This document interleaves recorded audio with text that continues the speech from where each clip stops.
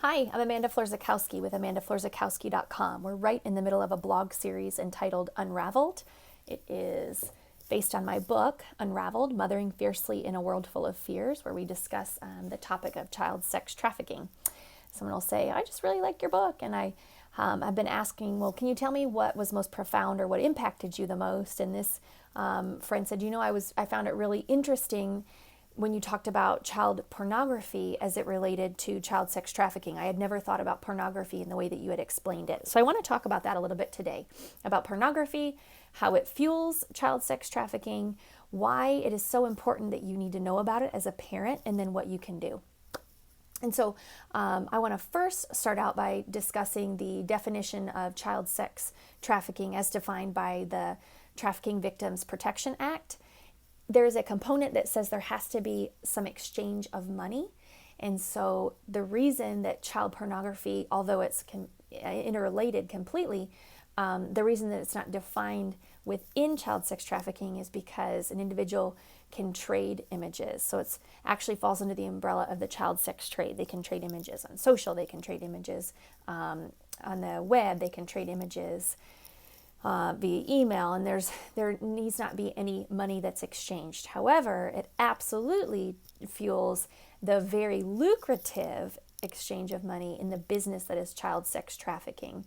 Dr. Reisman, a well-respected author, best-selling author, speaker, founder of the Reisman Institute, PhD, as well as professor, says in a study where other corroborating studies reinforce her findings that the brain of a porn watcher has more physiological damage done to it than that of a cocaine addict.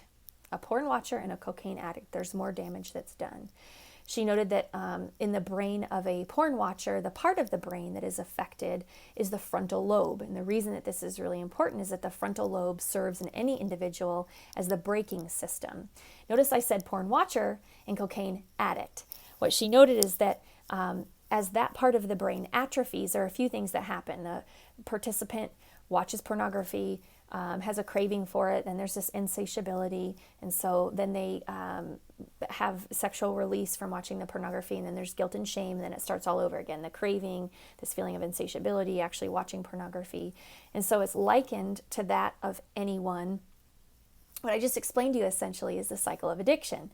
And so when we look at addiction in really relatable terms, as we're talking about cocaine or even alcohol, someone who is an alcoholic has a much greater tolerance and can drink a lot more alcohol than a casual drinker because there's this intolerance that's built up. The same thing with drugs. Someone will start out in a certain type of drug and they need harder and more drugs in order to fulfill that high. The same thing is true of pornography watchers. There is scientific data that pornography watcher who is having physiological changes to the frontal lobe of their brain that is atrophying itself needs stronger, more graphic images, more deviant images in order for that sexual satisfaction to take place. There's the interview done by Dr. James Dobson of Ted Bundy in 1989, the day before his execution. And in that interview, Ted Bundy, if you didn't know, is a infamous murderer who committed more than 30 homicides and rapes on young women and in the years throughout the 70s.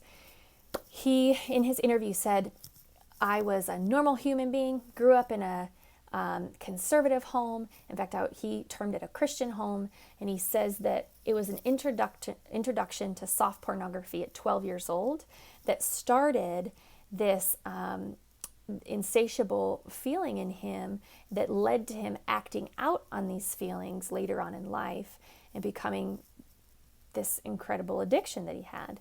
And so there's one of the things I thought was fascinating too is that he said undoubtedly, he actually used the word undoubtedly, he said anyone who is in for sexual crime, homicide, sexual deviance, and rape started in pornography. That's where they started. He said undoubtedly. And I think it's interesting because on the other side of the four walls, we don't have access to the information maybe that Ted Bundy does, but The FBI, he actually referenced a study that the FBI did on convicts that had sexual deviance in their conviction. And although this study was not related to pornography, what they found was one of the three primary, what they call motivation lists, because I read the study after Bundy referenced it. They call it motive lists. So like there's no, usually when there's an investigation done, they'll try to find the motive of the crime. Well, these were motiveless crimes. One of the three components to these motiveless sexual deviant rapes or convictions is that first there were fantasies that started, and the study alludes to the fact that the foundation of that started in pornography. Now, there are a lot of people who would give pushback and say that that interview is not pertinent to the argument, that their pornography is actually quite harmless. And one of the studies that they reference is one that's done in Denmark. This study says that once pornography was legalized in Denmark and two other Eastern countries, there was no increase in, make sure that you don't allow someone using this argument to leave out this word, the reportings of rapes and sexual assaults. Okay? Now, just because there's not an increase in reportings once pornography is legalized does not mean that there wasn't an increase in sexual rapes and sexual assaults, right? In fact, there's a more recent study that came out in 2019. So finally, we're getting the real facts. Now that we've legalized pornography, now we're seeing, and we're being told that there is a pervasive culture of rape. In 1 year, 5,100 rapes were committed. However, only 890 of those, just a fraction of those, were reported to police. Only 535 of those led to actual charges, and only 94 of those 5,100 rapes led to guilty charges or convictions. So, not only do we see exactly what we all logically could deduce, that there is an underreporting, but the legalization of pornography, I think the word that we're looking for, has desensitized a culture to the point where one woman who actually was interviewed said, I didn't even know what had happened to me was considered rape. The definition that they used in that study and that Denmark uses is that there must be a violent component, but they do not define rape as non-consensual. In other words, if I go out on a date, he treats me to dinner, something happens afterwards that I do not want to happen, I am not consenting and I am saying no. If there wasn't abuse involved, then it's not considered rape. Not really the definition that you or I would go off of, correct? In addition to that, these women, I would think, would be very deterred if only 94 of the 5,100 rapes are resulting in guilty verdicts. I'm sure they're scratching their head and questioning, is it really worth it for me to come forward knowing that it's going to greatly affect my life, possibly my livelihood, in order to come forward, and yet there be no conviction or positive result for me in coming forward?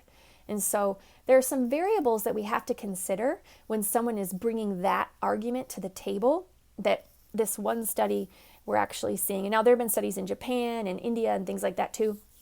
And again, so many variables. You cannot tell me, I'm sorry, you cannot convince me based on the scientific data that we see in a human being that pornography does not affect us negatively.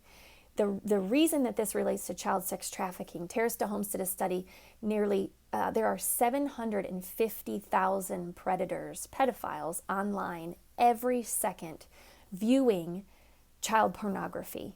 Every second, 750,000 viewers worldwide watching child pornography. So what we're doing is these traffickers and pedophiles are providing child pornography to these individuals. That pornography is a scientifically proven commercial, because what it's doing to that person's physiological body in their brain inevitably because they're able to view it in the privacy of their own home, and it's so accessible. I think it's interesting to note that Ted Bundy, when he was interviewed in 1989, that's the same year that the World Wide Web came out.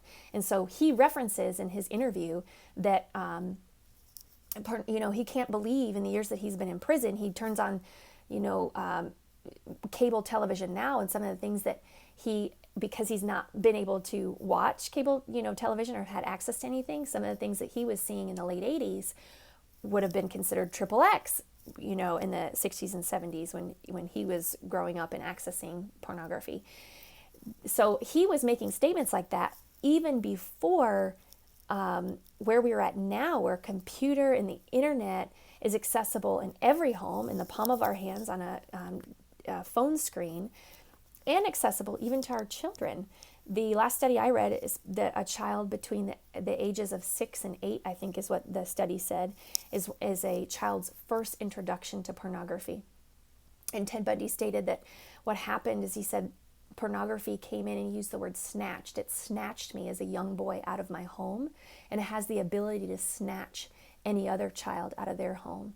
So we have this scientifically proven commercial that traffickers are able to use to solicit the behavior of an individual whose brain is atrophying as they watch this pornography, and they get to a point where they have to act out on this. Not only is their moral compass, but their actual, the conscious part of their brain, their physiological part of their body that tells them that this isn't right and they need to stop, that no longer is in working order.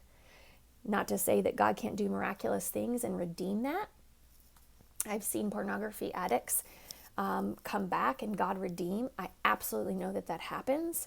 But the repetitive cycle of making it accessible. Do you know the National Center for Missing and Exploited Children said that there's been an increase in just 8 years, a 48,000% increase, 48,000% increase in graphic and illicit images of children online. Dr. Lori Hanrahan in her studies says that these images that we're seeing, very true to all the corroborating studies of Dr. Reisman, that you must have more graphic images in order to get this sexual high. She says there's been an increase in child pornography and incestuous behavior, in violence and child rape. Child rape. I don't know how you can get more violent in child rape. But I do, because some of the stories I'm not going to share with you here today, it is just mind-blowing. And these are these videos and these illicit productions are becoming so vile and increasing in nature to satisfy these 750,000 and counting pedophiles that are online every second watching children just like ours. So the first thing is, I want you to be aware of that. The second thing is the preventative measures. I know that there are several good products out there that I want to share with you today. One our family uses is called XXX. It was developed, I believe, by a pastor, but it is a Christian product for families that want to keep tabs on what their children have access to online. It's a great product. I bumped into a lady in the grocery store the other day who was talking to me. She goes, "Oh, my kids are not susceptible. I have a 9-year-old boy and a 14-year-old girl." And I thought, even my children looked at me and were like, "Mom, yes, your kids absolutely are susceptible. They have access. If they have a phone or access to a phone or access to the internet, they have access." America is the #1 importer and exporter of child pornography. #1 importer and exporter of child pornography, not just pornography. The XXX or XXX site that I'm referencing also has a lot of good articles and things that you can have access to, reading material, things of that nature, and some support groups and things like that if it already has affected your home. As parents, I would encourage you to read some of those articles, because it does start with us. If you have that material in your home, or you know beyond a shadow of a doubt that temptation is in your home, you are setting your children up for failure. So you do have to start with yourself. The second thing that you need to do is have conversation with your kids about it. You have to talk to them about it. I know 6-year-old seems too young, but statistically, that's when you need to start talking. Some conversation needs to take place, and parameters need to be placed, and restrictions, and you as the parent, responsibilities need to be on your shoulders to protect your children from what they do have access. There are organizations and groups and people pushing propaganda that intentionally create videos right now and cartoons where there's sexual deviance and sexually behavior introduced to kids at very young ages that your kids, in a simple search, have access to, because that push is actually there very intentionally by these groups. And so know that that exists. The second thing is Covenant Eyes. That's another phenomenal product that you can use. And then the last thing I would have you reference is something called, oh goodness, now I just lost I think it's a Rise Above It movement. I'll go ahead and I'll drop the link. But gosh, I'm sorry, I can't recall that.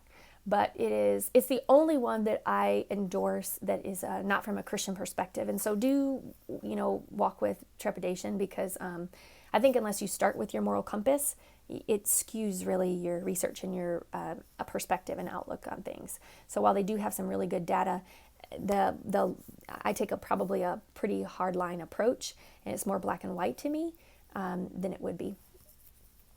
Gosh, I can't remember the name of it. I'll have to drop the link. Maybe I don't know. Okay, so in closing, I wanted to share that with you. A lot of data. I know a lot of information that I threw at you. So if you need to connect with me or ask more questions, and there's so much more to this, because it bleeds into other veins of this conversation, and we'll address those as we keep blogging with one another. But if you have any questions in the meantime, please visit amandaflow.com. You can drop me an email. You can also send me a message on my Facebook, which is just Amanda Florzakowski, as well as my Instagram, which is the same, Amanda_Flow.